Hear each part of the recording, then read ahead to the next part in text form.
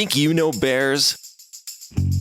There's your Sweeties, your Saturday cartoon, your fine diners, your serious guy, your holiday thrill, your traveling show, your environmental cause, your celebrity, your Chicago style, and your Teddy. But what about this guy? Think you know him? Think again.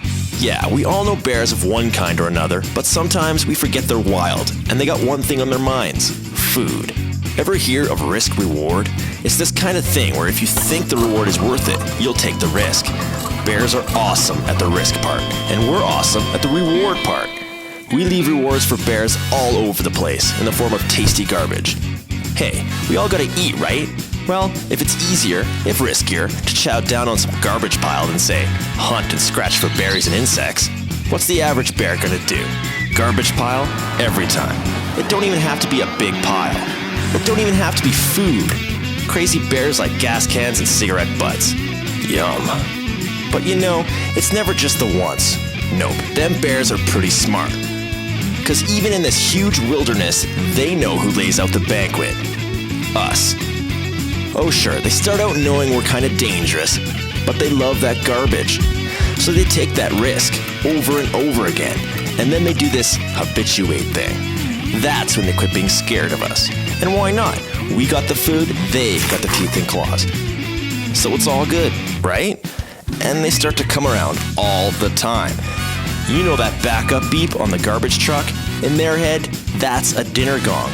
Oh yeah, come and get it. You see, to the bear brain, we invite them around.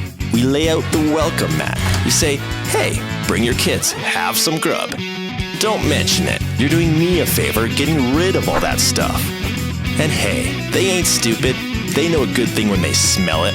Pretty soon, that dump isn't cutting it anymore. But those trucks, coolers, and kitchens, they're looking good.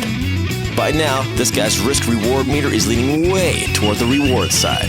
After all, it's been good so far. He and his pals are getting fed, and we're not telling them to scram. At least not until we bring out the big guns. Literally. In 2011, the Fish and Wildlife guys were called in to kill 145 bears. 145 bears! Just because they got too comfortable around us and our food. Yeah, not good. Because let's face it, we set them up. They were just being bears. Now, if we could think a little more like them and adjust our risk-reward meter, maybe things would be different. That's where BearSmart comes in. It helps you think like a bear when it comes to food. And not just in camps, no. It helps you think like a bear wherever you are.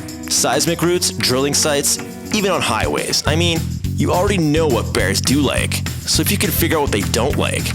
Hey, who wants an air horn in the ear or getting zapped on an electric fence? Then, no more bear shootings. And if you're thinking it can't be that simple, well, it is. In 2012, those Fish and Wildlife dudes had to shoot only 13 bears. Sure, it's not totally about us doing things better, but a big part of it is.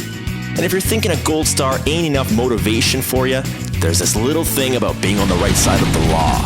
Oh yeah, it's illegal to leave unprotected, or how shall I say, inadequately protected garbage out in the wild. Think on that while you're backing up the dump truck. Or maybe think about getting a new job. Check out BearSmart. Figure it out. Do the right thing and quit inviting bears over for dinner. These ain't your teddies.